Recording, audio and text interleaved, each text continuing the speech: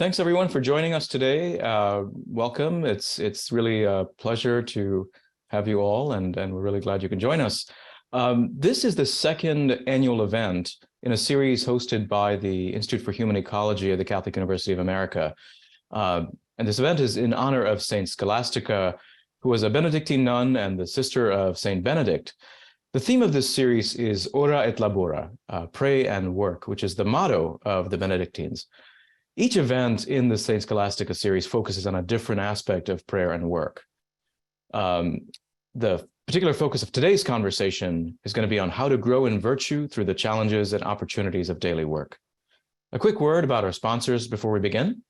The Institute for Human Ecology at the Catholic University of America is the nation's leading academic institute committed to identifying the economic, cultural, and social conditions vital for human flourishing. Drawing on the Catholic intellectual tradition, the mission of the IHE is to educate students, sponsor multidisciplinary research, advise church leadership, and organize symposia, conferences, and lectures for the academy and the public sphere. Today's event is also co-sponsored by the Catholic Information Center in DC, which is home to the closest tabernacle to the White House. They recently remodeled, so stop by to check out their beautiful space. We'll put links in the chat to their websites.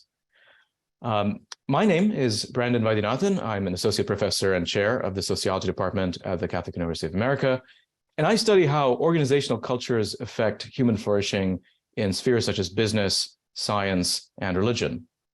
And I'm especially thrilled that we have with us Dr. Kevin Majors, who has served on the faculty of Harvard Medical School for the past decade, teaching cognitive behavioral therapy to psychiatrists-in-training at Beth Israel Deaconess Medical Center. He's trained in medicine and psychiatry at the University of Texas Southwestern Medical School in Dallas, and completed a fellowship in cognitive behavioral therapy at the Beck Institute in Philadelphia. He maintains a private practice at Harvard Square, is a co-founder of optimalwork.com, and has a weekly podcast called The Golden Hour, which I highly recommend. Kevin, it's such a pleasure to have you with us. Thank you for joining us. Yeah, thank you, Brandon, for that kind introduction. It's great to be here. Great. Well, let's start by talking about your own background and what drew you to your line of work. What drew you to psychiatry, and what does your own work look like today? Yeah, I remember the exact moment that I settled on the career in psychiatry, and it was on a silent retreat. And there's the last day of, it was like a 5-6 day silent retreat. And the last day was actually the Feast of Christ the King. And a professor, Jerry Wegemer from the University of Dallas, was also making the retreat. And he came up to me during the retreat, and I was walking outside by a lake, and he said, "So, psychiatry or philosophy?" Because I was a philosophy major at University of Dallas, but I'd taken all the pre-med prerequisites so that I was straddling between psychiatry and philosophy.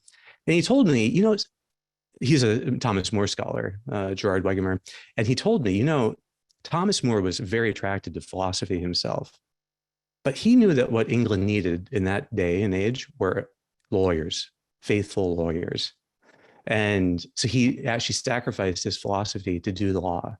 And then he told me, I think that what America needs now are Catholic psychiatrists. And I said, okay, I think I'll do it. So right on the spot, I was like, yeah, that it was such a clear light. The next day, basically, I had to sign up. It was the deadline to sign up for the MCAT. And then I took the MCAT and went very well. And I got into the school I was hoping to go to, Southwestern, which is a great med school in Dallas. And I was just fortunate then in my training to be able to the Southwestern had a wonderful residency in psychiatry. They really wanted me to become their expert in anxiety. Wow. Amazingly, they even supported me and paid for doing the Beck Institute, which was phenomenal. So I got to get training with Aaron Beck himself and the people that he had immediately trained. So I got a really great education, and I got very excited about helping people overcome anxiety, which to me was just like a prototype of the struggles that people have. And anxiety is just so prevalent. So helping people in that way has become really my passion in my calling. Awesome. Great. I know a lot of our audience members probably have a lot of questions on anxiety and other such issues. So feel free to our viewers and listeners to submit questions at any time using the Q&A function at the bottom of the screen, and we'll get to it at the Q&A portion of the panel. Let's talk about anxiety then. I mean, this has really become a pressing concern, especially on college campuses. And since the pandemic, I think student levels of anxiety are through the roof. So it's a huge struggle for faculty, for counseling centers trying to figure out, like, how do we meet this need? How should we understand anxiety? Should we always be trying to reduce it? How should students approach it? How should faculty help them? What's your advice on that? Yeah, so I see anxiety as one of the best ways for people to start to learn how their mind works. And it teaches people that what a vicious cycle looks like and what a virtuous cycle looks like. So the vicious cycle of anxiety is when people give in to avoidance. That could mean reassurance seeking. So seeking, telling your worries to others just to seek reassurance from them, or trying to reassure yourself, doing more research into things than you need to do. There's a lot of ways people try to reassure themselves that actually is adding fuel to the fire. Because every time you avoid something, your brain learns that thing you're avoiding is a real threat. And the threat label that your amygdala makes for that thing gets strengthened. Every time people have anxiety, they actually have a window into changing the threat label. If they find a way to approach the thing they're afraid of or accept the anxiety as it is, safety learning takes place. And you can't control how much anxiety you have right now, but you can control, in a sense, how much you have in the future when this thing comes back. So people can then learn how to develop a virtuous cycle of courage in the face of their anxiety, facing up to things, dealing with the real problems by doing real work. And instead of doing a kind of just worrying in their mind. There's certain kinds of anxiety, like test taking or public speaking, where it becomes very clear that when anxiety gets to high levels, say if you're rating it on a scale of 0 to 10, when it gets to like a 7 or 8 out of 10, you feel it in your body, because at those levels, you're now able to notice the adrenaline you're getting. So much of the work I do in helping people with anxiety is helping them to not try to lower that adrenaline level. Don't do anything to try to calm it down. You have to instead utilize it. Adrenaline in that state is like a car whose engine is revving while the car is in neutral. And so you need to put it into drive. And you need to have a positive goal you're stretching yourself to attain in the very task that is causing the adrenaline. Adrenaline is like a superpower. It raises your IQ. It makes you more fluent. It improves your memory. It even makes it makes people's faces more radiant. So adrenaline does all these things that help us to perform. It is the ultimate performance enhancing drug. So the problem is when people problematize adrenaline and they think that it's bad. Adrenaline viewed negatively is anxiety. But if you can learn how to utilize it, how to harness it, it can put you into flow in your work. So my work with helping people with anxiety naturally led to then utilizing adrenaline for growth. And that's what led to optimal work. So optimal work is then teaching people how to utilize it in work to perform at your very best. That's great. And we'll put a link there in the chat if it's not there already to Optimal Work so people can check it out. How would you advise faculty who are trying to, they're being bombarded by student concerns that, I'm really anxious about this test or about this class presentation. What could they do to help students harness the positive power of adrenaline in this case? Yeah. Well, there was a fascinating study by Jeremy Jameson at Harvard in the graduate school here, maybe like 12 years ago now, where he before people were going to take a practice GRE exam, he randomized the students so that half of them got a sham statement, because it had no real content. The others got this statement, and here's what it said. You may that you might have some anxiety or fear as you're approaching taking this exam, and you might think that would negatively impact your performance.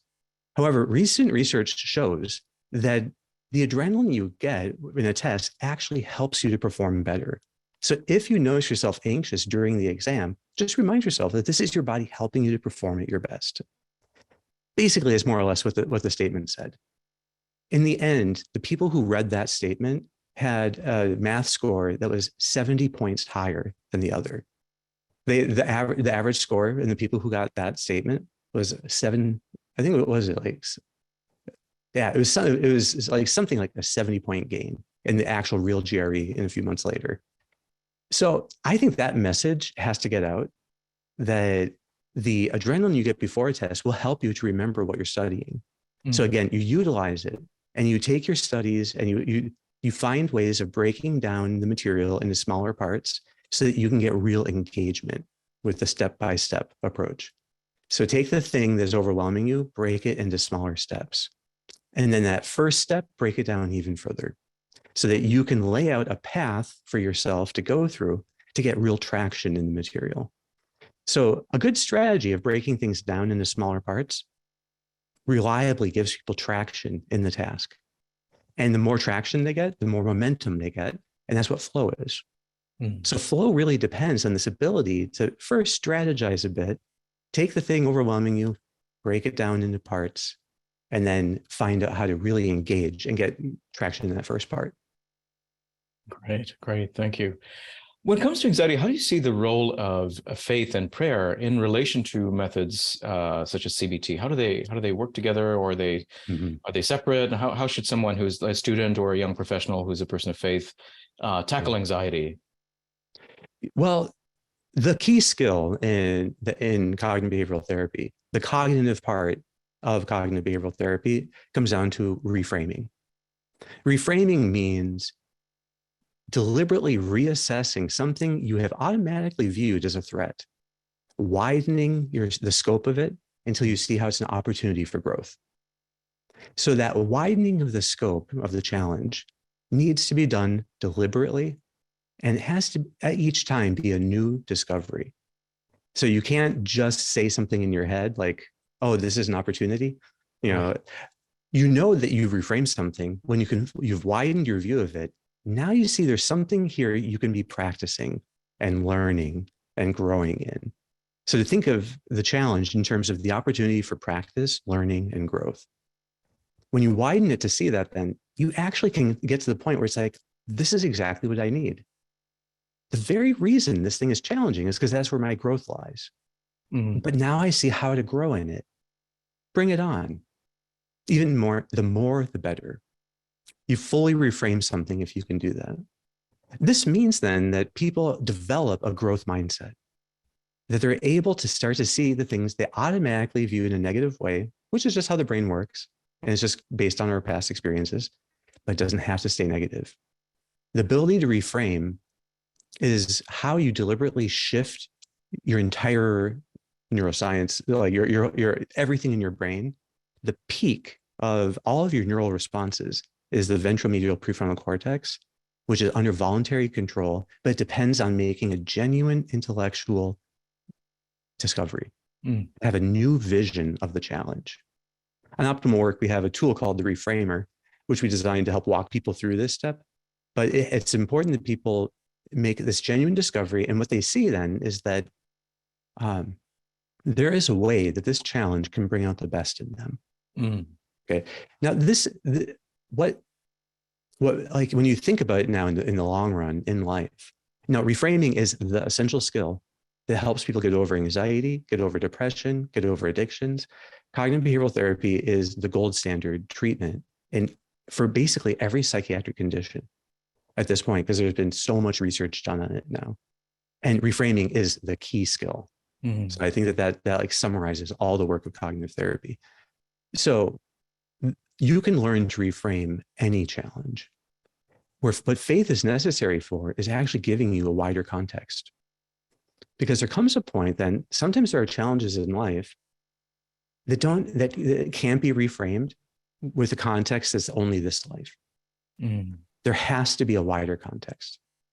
The beautiful thing about the Catholic faith is that it allows you to reframe the largest challenges, suffering and death, and especially like the suffering of innocent ones and children. All these things only have the capability of being reframable in a wider perspective than this life alone. So it's interesting that the faith applies to the biggest challenges, but it also equally applies to the smallest ones. That people can learn to discover in the challenge they're facing right now, the encouraging love of God, who has providentially arranged this challenge for their growth. so that they can see the will of God in the smallest detail. Now, that is an amazing thing, that the faith gives us a worldview that allows for reframing the smallest things and the largest things. It allows us to reframe things of the shortest duration. Right now, I can just see the will and say yes to this little cross and embrace it, Yeah. or the longest eternal duration. And it can help you reframe things just for yourself or for your family or for the country and the whole church and the world. So like, it's amazing that the Catholic faith actually applies to reframing at every single level equally, that you can always then see how the faith helps us to reframe. Right. So I think that the faith then is as a virtue. The virtue of faith stabilizes reframing as a habit. Reframing itself is a kind of mental skill, but faith gives it a continual new life and direction. So the most continuous way we exercise our faith day by day is reframing, seeing things as coming from God, seeing the will of God in this, seeing the beauty of this challenge for me, and then seeing the enduring goods that will be built. My virtues and the bonds I have with others and with God can be built in every action. So it's a beautiful thing. And I think that we're so lucky to have a faith that is able to reframe at every level and to help kind of this universal scope of reframing. Yeah, that's fantastic. How do we make sure that our reframing isn't just rationalization that's self-serving, right? And because we can come up with narratives that are, when we're in a conflict with somebody, we can reframe that in a way that, well, I know I'm right, and so to be able to do things so that we are getting away with something we shouldn't. So what are the kinds of so the real question of reframing is, how can this challenge bring out the best in me? How do I most want to be to those I love the most? And if you could, I love this little experiment I got from a psychologist named Kirk Strassel, Brief Interventions for Radical Change. There's a wonderful little book on acceptance and commitment therapy. And so I'm very indebted to acceptance and commitment therapy for so many of these things. But he has this overheard conversation question. Imagine the person that you love the most and you have the strongest bond with. Imagine that you're overhearing them talking about you to someone else, and they're describing how wonderfully well you treat them. What would it make you happiest to hear them say about how you treat them? Now, I have never seen people come up with a bad answer to that. Everything I've heard in relation to that, in Open Work, we did a study of 2,500 people with this question. So now, the number one thing would always be, in some way, being loving, and then being that I'm reliable, that I'm thoughtful, that I'm attentive, I'm generous. These are the qualities that we would most want to be living in our closest relationships. Now, that applies then to your relationship with God, to your relationship with others, and even to this person you might be having difficulty with. So if you're to really see, okay, how can this difficulty I'm having give me an opportunity to be more generous, to be more caring, to be more loving or patient, you would get the right answer, I think. Right. So before we act, we need some image in our mind of the Kalan, of the beautiful in this situation. And it's never going to be self-serving. Right. I mean, it is in the long run, but it's not it's not like serving your passions. Yeah, at the expense of other people. And I think that it's important that you've mentioned love there, as well as the model that we're trying to imitate, which I think I might ask more about that in a bit. I want to ask about how we should approach work. And this relationship between striving and thriving. That's the title of our session today. Now, whether we're students or professionals, a lot of us imagine success as a matter of setting clear goals and then working really hard to efficiently achieve those goals. And a lot of people see this as a kind of discipline, right? This is the extent of virtuous behavior for many people. And in some environments, like you think of the startup world, you have this hustle culture where you're expected to sacrifice everything for the sake of this goal. But I think you see this as not being a particularly good approach to work. So what's wrong with this view, and what do you propose instead? Well, the problem with that is it's all focused on outcomes. And outcomes are not helpful in the long run for thriving. The focus on outcomes, it gives you a little bit of dopamine as you strive for those things. But then as soon as you attain the outcome, the dopamine is gone. And you have to, in a way, start over. So you see this phenomenon where people will strive and strive and strive to get to a certain goal. Like they want this promotion, and then they get it. And then suddenly they have no motivation. Well, there is like a dopamine explanation for that, that you don't want your dopamine, your aims, tied to outcomes. What you want them tied to actually are ideals. Mm. When you're focusing on processes rather than outcomes, the process of you growing in these different ways that are really meaningful to you and becoming really the person you most want to be, as you make progress along that way, you actually do get dopamine, but it's not stopped by it actually is unlimited dopamine. Mm. So there's there's a book on the neuroscience of dopamine called The Molecule of More. And it's interesting. The end of the book is all about mastery and ideals. That deepening your mastery of something is a process. So, and you can use outcomes as a little bit of like a stepping stone to gain mastery in different ways. Mm. But the more you're aiming at mastery, including self-mastery, which is what ideals are, you have this unlimited source then of motivation, and you continually thrive. That's what I think what thriving in life means, that now you have this inexhaustible source of motivation, because you can never exhaust an ideal. Mm. You can always be more patient. You can always be more kind. You can always be more loving. You can always, so all the things, even in your work, you can have more order. You can have more intensity. You can have more constancy, which are the three ideals that make up work. Mm. So you can be growing in any of these ways, and that growth is your real human capital. So not the outcomes that you attain. So right. Outcomes are good, but so you have this kind of distinction, just to mention, because I find it so helpful, between a transitive good and an intransitive good. So if you're imagine that a loved one has asked you to paint their fence, and so you paint the fence and you do it very carefully because you love them and you want it to be done really well. So you put a lot of attention into it and you do a great job on it. Well, the transitive good is the painted fence. That's the actual thing, where the goodness that went into the done deed.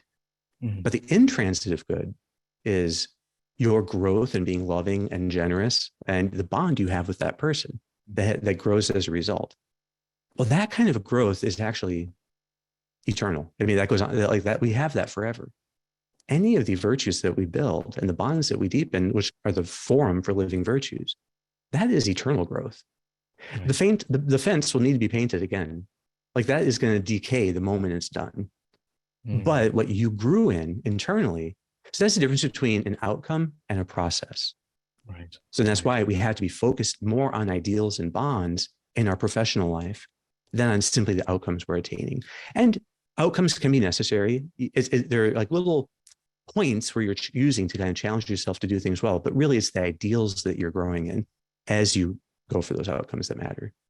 Yeah. And I think for a lot of people, there's that struggle because, I mean, particularly if your outcomes are crucial for survival, right? I mean, so, whether you need that promotion or you'll get fired, or your company needs to be able to produce these deliverables, or you lose a contract, or, you have a risk of shutting down. I think there are a lot of pressures that people, I think, are facing. They're tied to outcomes, and it's difficult. I think ideals go out the window often in those cases.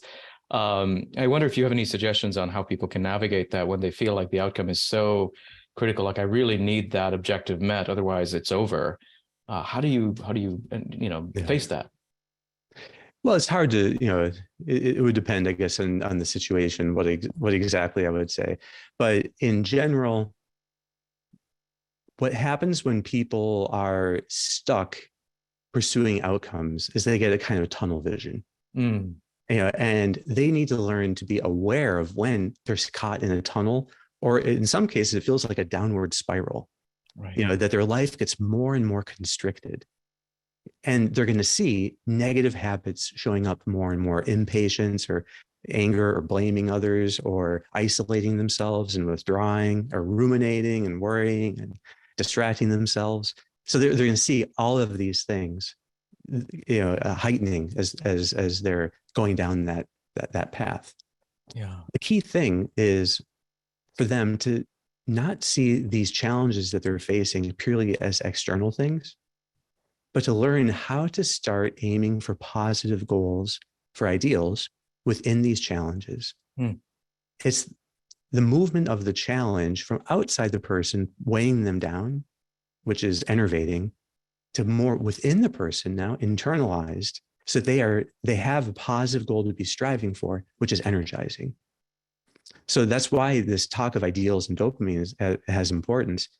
That's actually how you turn it around and get energized by the challenge. But so in a sense, the challenge has to become active.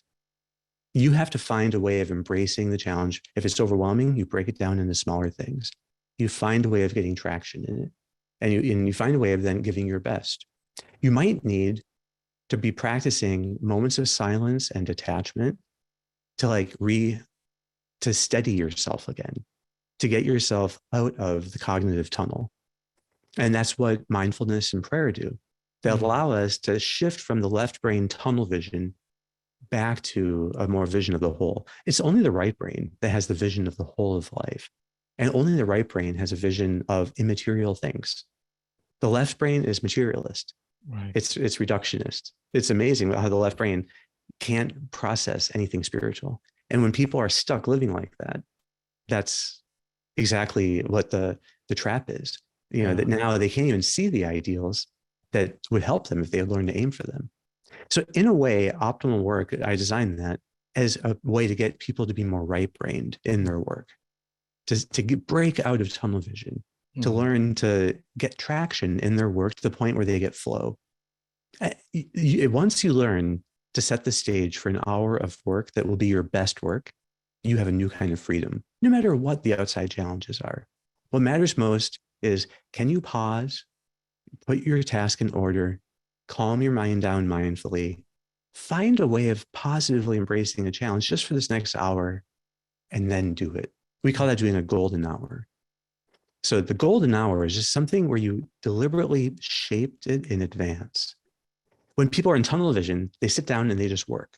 Yeah. So they don't think about their work in advance. So they don't apply their intelligence to doing it better.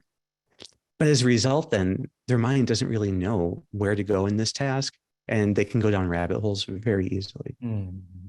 So learning how to do a golden hour, I think, is the greatest stress reliever, because you're able to then tap whatever adrenaline you do have, but use it to get traction in your work. So order, peace is the tranquility of order. And you have to learn to, that's what, famously Augustine said that, and so that's what a lot of what I do with people in optimal work is learning how to put order in these things. But I mean, it's amazing, very universally, we get feedback that this was a total game changer. Just being able to do 1 hour of work and to know that if you can get to a 10 out of 10 in work quality at will, just as you learn to set the stage. And the steps are reframing, mindfulness, challenge. Those are essentially the 3 steps. So on Optimal Work, we have a golden hour tool that walks people through those steps, and a masterclass that explains everything. But the idea is you can learn to do an hour of your best work. And as you multiply these golden hours, the whole kind of the entire sense you have of the challenge becomes more positive, and you get out of threat mode. Threat mode is when people just feel overwhelmed and bombarded with things and they're in tunnels. You have to learn to get out of threat mode.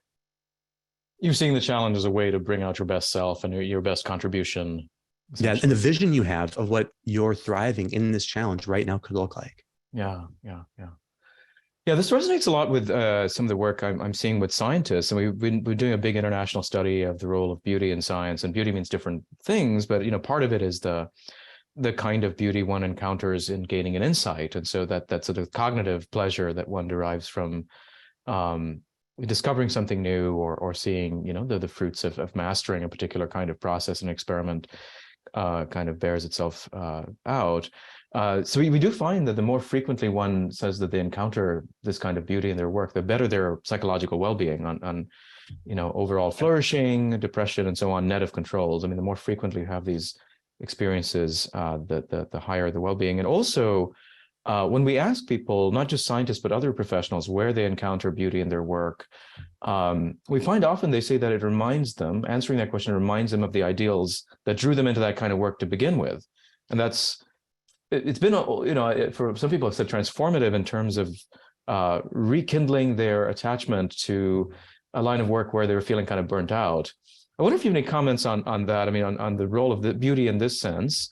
I think it resonates with the idea of the colon, but I'm curious to know what you think about this and how we might be more attentive to this kind of beauty in our work. Yeah, I think the beautiful thing of this is that beauty, the perception of beauty, is always new. And it has the aspect of being a discovery. Well, that tells us that this is going to be, if it's not reframing, it's so closely aligned, it's indistinguishable, I think. Right. So to be able to see a path in a challenge that actually could bring out your best and increase one of these beautiful qualities. So having a role model in your mind, that you can envision, and the faith gives us, perfect role models. Mm. So having a role model for what would it look like, to imitate this person, whether, or just any person that is close to you that is actually very good at handling this kind of challenge. What would they do? So that ability is really the key to discovering, okay, this could bring out my best. Mm. There is some facility in doing the beautiful thing that is going to grow. And the more I repeat this and the bigger the challenges are in which I'm living it, the better. The bigger the difficulty I encounter, the greater facility I'll get as a result of it. The difficulty of the task habituates over time. Mm-hmm. So what's key is that people learn to find, and with ideals, as you learn to strive for an ideal. So let's say you're trying to be more patient. Well, that means what you're really doing partly is learning how to welcome impatience. So sometimes I'll say that impatience is like a wine and patience drinks it. Right. You have to drink in the sense and you welcome the impatience. And the greater the testing it was of your impatience, the better. The difficulty then with repetition gets less and less and less as you get more used to doing that. And then your growth in this impatience grows and grows and grows. And so this is the heart of what's called acceptance and commitment therapy, which is, I think, one of the best proven and easiest to learn ways of doing cognitive behavioral therapy. But acceptance is the first part. You accept the difficulty that will get less and less with practice. And then you commit yourself to the growth to pursue that beautiful path that will get easier and easier and easier, which is actually, so your patience really helps you to break the vicious cycle, of giving into the difficulty, and then to develop the virtuous cycle. And this can be done in anything. And even if you're learning something new, let's say I'm on to learn French. Well, the awkwardness in the beginning of trying to speak French is the difficulty. And I want to embrace that as much as I can and immerse myself in that. It'd be best to go to France, right? And immerse myself. So the awkwardness, I'm drinking it in, and then the facility would come even faster. You got to make a fool of yourself or you don't learn. So. Exactly. So it's a beautiful thing that embracing awkwardness, embracing the embarrassment that can come, and seeing that this is temporary and it will get less and less while I'm striving to gain the skill or the virtue or to deepen the bond. That's the path. Yeah, I wonder if how do you see this playing out in contexts where what's at stake are relationships with others, right? So as you're learning to be more patient, say with your children, you might be making mistakes that are damaging them in some way, yelling at them or something. I think a lot of new parents are probably struggling with, how do I deal with this toddler or teenager or whatever, and in ways that don't end up cultivating resentment as you're trying to figure that, or even with coworkers, right? So dealing with coworkers who maybe not aren't pulling their weight or aren't doing the work that they're supposed to do, et cetera. I wonder if you have any thoughts on how does one, negotiate that tension between, on the one hand, you're growing, you're not perfect, you haven't arrived, you're going to make mistakes, but some of those mistakes could be costly. And so how do you straddle that? Yeah. Well, I think that the bonds that we have with the people that we're closest to, those are real existential bonds. And our goal should be to make sure these bonds bring out our best. Mm. So that the interactions we have with our children or spouse or parents, are bringing out the best in us. The most fundamental bond is actually with the spouse. So, and that becomes the pattern for every other bond. Mm. And so if you were to ask yourself, like, the overheard conversation that I mentioned, and let's say that you'd really love for your spouse, if you're married, to be able to describe you as being loving, attentive, and patient. Okay, great. Well, that would also apply to your children. Right. Then you can practice being loving and attentive and patient with them. Mm-hmm. But those things are only growing when they're tested. So the only way you can become more patient is to have impatience that you learn to welcome and get through. So having impatience is not a defeat. This is the same with anger. People, when they are struggling with anger, they feel like they've already been defeated if they get angry. And you say, no, meekness as a virtue is the ability to have any level of anger and to still act in a loving and wise way. So you end up like, when you're totally meek, that doesn't mean you have no anger. You can have any level of anger, but you're able to still act in a wise and loving way. So the anger then would probably be habituating in the background. Because that's like the difficulty, if we approach things positively, the difficulty does get less and less and less as meekness gets stronger and stronger and stronger. Mm-hmm. But we never should feel defeated just because we have anger or we have impatience. Like that is the setting for growth. That's not a sign of no growth. Right. It just means this is like a challenge for you. It's good that people also be very sensitive to the things that they internally or externally complain about. Because we only complain about important challenges. And those challenges are the only way we can grow. They're the things right in front of us. So being sensitive to when we're complaining, especially to our loved ones, and instead thinking, could I change my relationship to this challenge? Maybe the loved one can help me think about how this can bring out my best. And so you can talk about things, but it could have a positive goal of helping you to come up with more of a model. Or you could talk about, like who would be the best role model for this kind of challenge? And you can talk about that with someone else. So you can have a culture of engaging challenge in a positive way. That doesn't mean you have rules against complaining. It just means that if people do open up about these things, there's an openness to widening the context. Right. Yeah. You can respond to challenges in ways that simply either reinforce the sort of negative emotions the person's, it's just commiserating, venting, right? Versus helping them reframe and opening them up to that challenge. Yeah. And sometimes just having a sympathetic audience or an empathic audience is enough for us to get a more positive view on things. Somehow just the experience of the bond, it helps people to reframe. Right. Reframing is so tied to bonds. And so even like when you're struggling with another person, I wouldn't try to change their behavior. In the sense of like, that's not our responsibility. The only thing we can control is our own behavior. And I've worked with people who struggled with their children and honestly, like kind of didn't like them. They love them technically, but, but like, the kids were so difficult. They were like, they just didn't like them anymore. And whenever the kid would come in the room, they would just complain, oh no, especially teenagers can be like that. Right. And in one case, I remember someone saying that they decided on one day that they were going to just reframe every interaction to see how can this interaction bring out my best and stop trying to tweak the other person's behavior. Like no tweaking. I'm just going to reframe my own response to things. And later that day, like the person's spouse came home and they're like, what did you do to him? He's a totally different kid. Huh. They're like, I didn't do anything. All I did was on my own. I was reframing, the person said. Right. So it's a beautiful thing that because we are connected with others through bonds, goods are transmitted through the bonds. And if we are growing in patience, somehow it is shared through the bond.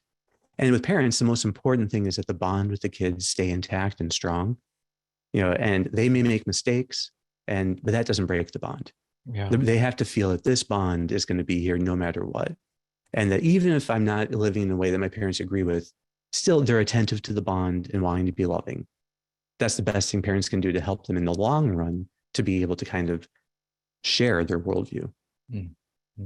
That's really great. And I think it has a lot of implications for leadership as well, right? For organizations and leaders who are trying to create a healthy culture, a culture of thriving, Yeah. especially in a context where employees might be feeling insecure. And I'm thinking these days, just been, so much data on quiet quitting and the Great Resignation, and then there's a lot of leaders who are concerned about how do I create an environment where people want to stay. And I wonder if you have suggestions there based on what we've. Yeah. We have worked with companies and where the whole company basically did the masterclass. And that's had transformative effects on the culture in the company. So OptumWork has this masterclass that it could be done in 4 to 8 weeks, teaches them all these steps. But it does need to be a flip in the culture so that challenges aren't seen as just things to complain about. And people aren't seen simply as problems, but the leadership is leading in actually reframing and in identifying opportunities for growth and in helping people to break down the challenges they face in growing so they can get traction in the skills and the qualities that they need to really be thriving in their job. So this can be taught. Probably the most important thing for leaders is humility. That's again and again in studies of CEOs of successful companies, humility is an essential quality.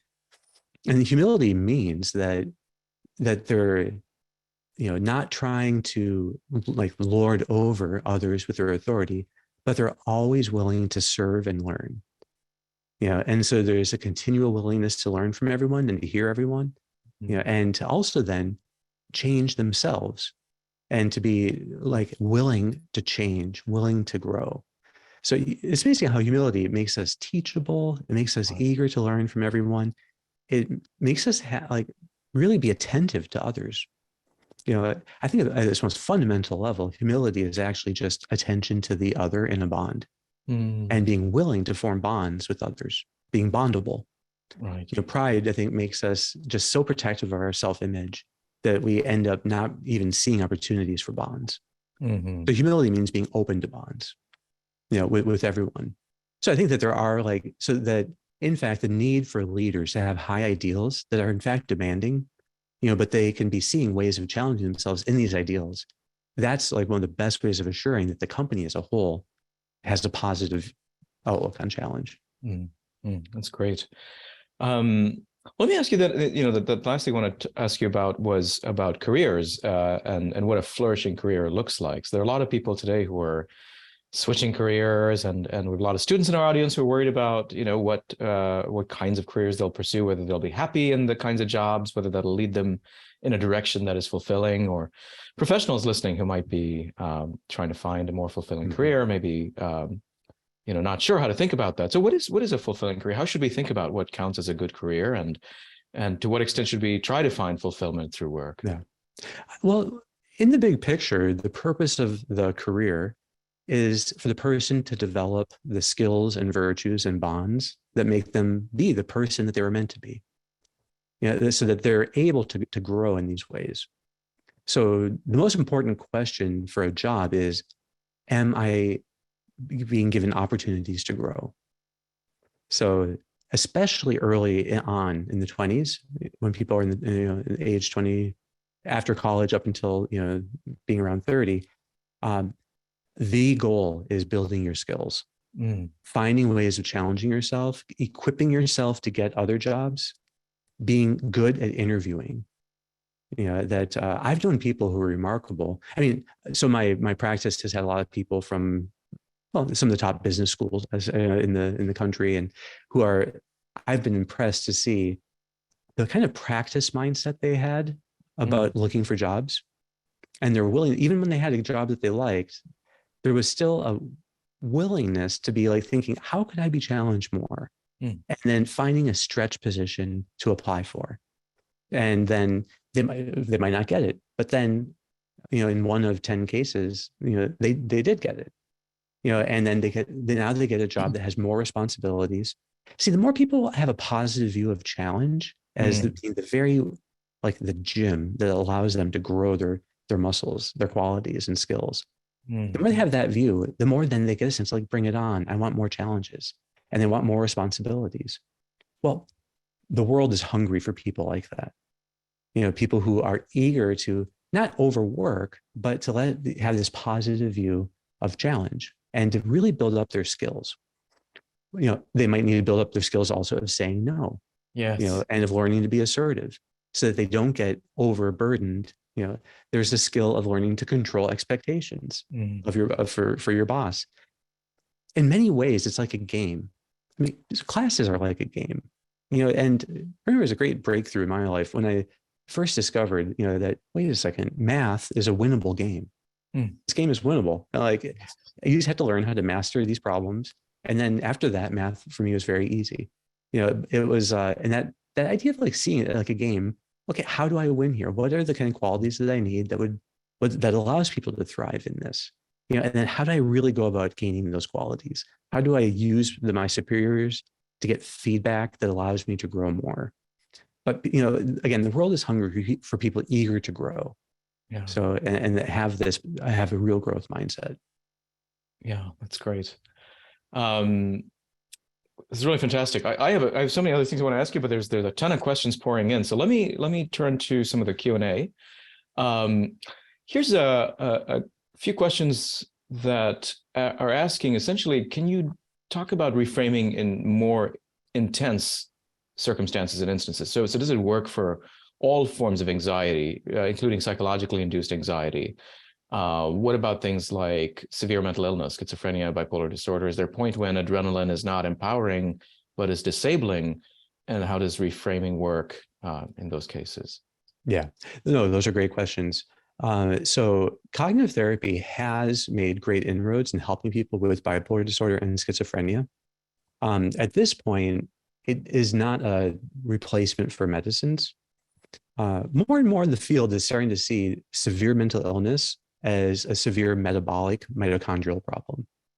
And so there is a dysfunction in the mitochondria in various centers in the brain in both schizophrenia and bipolar disorder. So this is something that is workable from a metabolic point of view. There are things people can do to make those mitochondria more healthy. There's a great book on this called Brain Energy by another Harvard psychiatrist, Christopher Palmer, to go through. So you wouldn't want someone to just use reframing as like, I don't know, if you have a broken leg, you're not going to just say, well, this is a great opportunity for me to welcome pain. Right. The question is like, how can this challenge bring up my best? What is the best, most prudent thing a person could do in this setting? So reframing still helps people to think of like, what would be the wisest path here? So, in schizophrenia, if the voices are coming back, well, then how can I learn from this? What can I learn about what led up to it?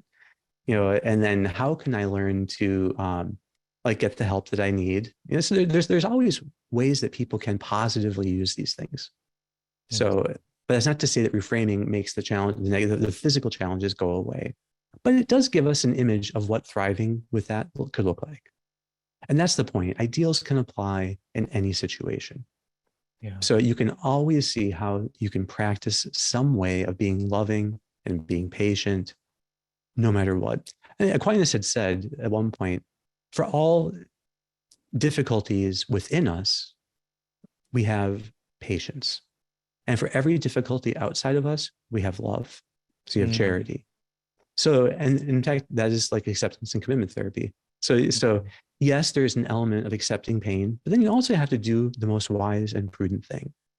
So if people are facing, say, a performance, where, I don't know, like the example I always use is like, if you're a cellist and you have a solo in Carnegie Hall and everyone's seeing it and it's televised, okay, what do you do with your nervousness? Do you try to lower it? No, don't try to lower it. You need to be welcoming the adrenaline, knowing it's going to help you perform better. The adrenaline is your friend. It's there to be utilized. When people welcome adrenaline, that sets off a neurocognitive cascade that changes how their body handles adrenaline. And now it just stays mostly in the brain, helping them to coordinate things the best. So for any performance situation, people need to learn how to reframe adrenaline So they internally shift their attitude, and then you can feel the effect of it. So that requires sometimes a little bit of practice. You don't want to practice things in the hardest setting first. You'd want to practice it in an easier setting and learn to reframe adrenaline in smaller ways. And then you get the hang of it. And it's the exact same thing as it goes to bigger and bigger challenges. Right. That's a basic overview. Yeah. Yeah. We have questions around dealing with children. And so we have one particular parent of a 9-year-old whose child has a lot of negative thoughts, like imagining the house burning down unless she fills her time with content like books and so on. And she won't talk about this. And I wonder if anxiety has gotten to the point where it's so debilitating that people, whether children or adults, can't bring themselves to talk about it. How do you help them in those cases? Yeah. There's a wonderful book called Growing Up Brave by Donna Pincus. And so she was here in Boston at Boston University's Center for Anxiety and Related Disorders for Children. And she was the head of this institute. There is parent-child interaction therapy, which I'll just describe it as the simplest thing. The parent is supposed to spend 5 minutes a day with the child, just paying them positive attention. So no questions, because questions can be like, "Are you sure you want to do that?" Right. Is that, do you know?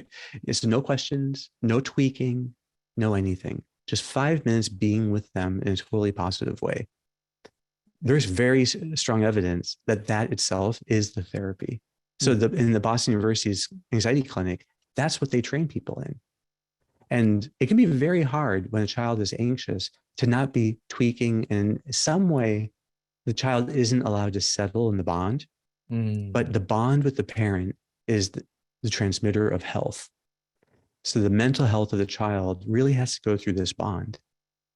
The bond really is this open attentiveness, open attention, because a bond is like habitual attention. So you need to make it more actual, more practiced, more intense for 5 minutes. It's surprisingly hard to do. So, but you can find ways of playing where you kind of mirror what they're doing, or you just comment on things in a very positive way. But finding ways, and the children learn to settle into those interactions. And that has been shown to be a treatment even for the most severe OCD cases in kids, which for child anxiety, OCD is usually the top of the hill. That's the most intense one. If it can work there, it can work for cases of worry, like is being described here. So that's worry in a child. Yeah. But in fact, you don't reassure them. You don't like give in to accommodate the anxiety. You just transmit the warmth of the bond and confidence that they will be okay and they'll be able to handle whatever comes. Right. Wow. Got a couple of other questions that have come in. One is around the post-COVID context. So how do you deal with reframing in the context of, say, remote work? So do relationships play a smaller role there? Another question is, what are some elementary skills for reframing for those of us who have more stubborn personalities, where we're not good at telling ourselves to look at something differently? There's always a second voice saying you're just fooling yourself. So remote work and then dealing with these sort of, inner critic, I suppose. Yeah. Well, the pandemic was a time for many people to rediscover the power of bonds, and the importance of being face to face with people. We do form better bonds when we are face to face. There's like little things like seeing yourself on the screen does make it harder to actually bond with the others and to do good work. So there are ways that people can do, like, don't have selfie turned on, because the bond is this attention that you give to the other. So, and this kind of unalloyed is, with full intensity, engaging the person that you're with. So that it's the same skills though. And you always need to ask, like, how can this give me something to practice? And the way you know what to practice is what you complain about.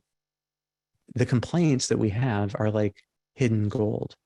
Inside of the complaint is a challenge that can be embraced, that can bring out our best. While we're complaining, we're not seeing that. So we have to widen the view. So going into this idea of, what do you do, like, if somehow your mind just won't go along with reframing? So one thing to ask is, okay, this challenge that I'm facing, am I in general approaching it, engaging it, or am I avoiding or minimizing it? That fundamentally tells you that does this challenge put you in threat mode? Because if your response is to procrastinate, put it off, delay, that means threat mode. So there's in that challenge then the very thing that you need to grow. You can ask yourself, can I think of a skill or quality that would make this challenge easier or even enjoyable? Do I know anyone that enjoys this kind of work, that enjoys this kind of challenge? So what do they find enjoyable? And how can I try to aim for that when I'm doing this work? Right. So that often puts people on the path of being able to see it in a larger way. Is there any way that you can see this work as an opportunity for love or service? So is there a bond that you can deepen based on how you embrace this? So for Catholics, we fundamentally have reframing built into our faith in the theology of the cross, and in learning what does it mean to embrace your cross daily? What does the daily cross look like? Well, it's hour by hour, these things that come up in work that stretch us. Yeah. But that's the function of the cross. The cross lifts us off the earth and stretches us out. That is the challenge. So to see the challenge as a cross to be lovingly embraced, so that you can savor it and offer that lovingly. That's actually, the whole, that's the fundamental view here of an hour of work can be an hour spent lovingly offering the cross, and joining our sacrifice to that of our Lord's, uniting it to the Father and the Holy Spirit. So your work can become profoundly spiritual. So that's the message. I learned so much of this from Opus Dei and St. Josemaria Escrivá. But to see an hour of work is an hour of prayer. Right. But it's like the cross in the task isn't a thing to be avoided and minimized. It's a thing to be directly and positively gone into. And that's what this idea of that's actually the difficulties we have in forming ideals within us, developing virtues. That very difficulty is the cross that has to be lovingly embraced. That's great. We have a couple of minutes. I want to ask you a couple of different questions. One is from a Ph.D. candidate who also has 3 young children under the age of 3 at home. It's very difficult to have a regular schedule, mindful reflection. You don't know when kids will be sick. Yeah, what does optimal work look like in that sort of situation? And another question of, what do we do when, for aging or health reasons, our self-mastery is eroding and we can't do as much as we used to? We can't even remember what we're capable of. And so, well, those are big questions. For the first one, you ask yourself, what are the qualities that a person would have who's thriving in this situation? So probably one quality they have is phenomenal flexibility. That an interruption doesn't have to stop flow. An interruption from a child that is in need, you just transfer your attention totally to the child until it's taken care of, and then you can transfer totally back to the task at hand. So that's a wonderful skill to be developing. So having laid out some of the steps in your task before you started lets you do this switching more easily, because you can go right back to where you were in the task. So people just try to do their best. But to see that flexibility itself is a goal, the total transferring of attention, it's called cognitive shifting, needs to be exercised. So that you shift totally when needed and you learn to shift back. Never divide your attention in two. This might sound crazy, but there are people I know who are able to do this very thing by learning to do more work early in the morning. So they would go to bed very early, at 8 and wake up at 4, and then get in 3 golden hours before the day becomes messy. To do your PhD work, you need 3 to 4 golden hours a day, if you can. But that would be the goal, and that would be high quality work at the graduate school level. So all the grad students I work with at Harvard, that's basically what they're able to do on their best days. And you just try to see, when can you get them in? How do you structure them? Early in the day is much better than later. But it's like a game. You try to every day, you should have this playful attitude towards it. And to the one with aging, I would just say that there are so many beautiful ideals that we can be growing in as we age, and particularly wisdom and patience. So, and as people age, they're going to have to be more accepting of limitations, but having trying to stay cheerful in the face of that. So I think the path of wisdom always is cheerful, and to give your best that you can to others. The older years can be a time of incredible generativity, as people are generously giving, to others to help mentor them and to guide them and to stay connected to the younger generation. Wonderful. We have a final closing request for any resources you might recommend, books, etc., professionals who practice these principles, etc. Would you recommend? Oh boy, so you can look up acceptance and commitment therapy. That's so much of what I do is just grounded in acceptance and commitment therapy. There's Russ Harris has a number of books. The Happiness Trap is a very popular one. Eifert and Forsyth have a book called The Mindfulness and Acceptance Workbook for Anxiety. So that's also a wonderful book, and it has great exercises to be practicing. So much of this is experiential. So learning how to do it. The masterclass in optimal work, I would say, it's that is a complete course in all of this that people do in about 10 minutes a day if you stretch it over a couple of months. So it's very doable. And then the golden hour tool there helps to walk you through the steps of setting up a golden hour. So those at least would be some of the resources I would mention. Fantastic. And Brain Energy, Chris Palmer, great book. When you learn more about mental illness and metabolism. Great. Well, Kevin, thank you so much. I'm sorry to those whose questions we couldn't get to, but Kevin, this has been such a pleasure. Really delighted that you could be with us. Thank you all once again for joining us, and have a great day. Thank you, Brandon. Thank you, everyone.